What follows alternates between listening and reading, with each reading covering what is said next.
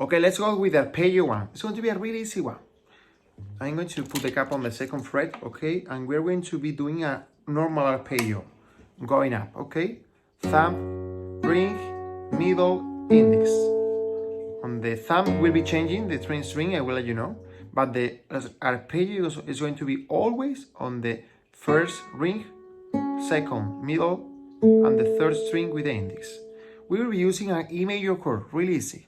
5 string second fret, 4 string second fret, and 3rd string first fret. E major chord. And the exercise will be playing the thumb on the 6th and the arpeggio, the 5th arpeggio, 4th arpeggio, 5, and we start 6, 5, 4, 5, 6.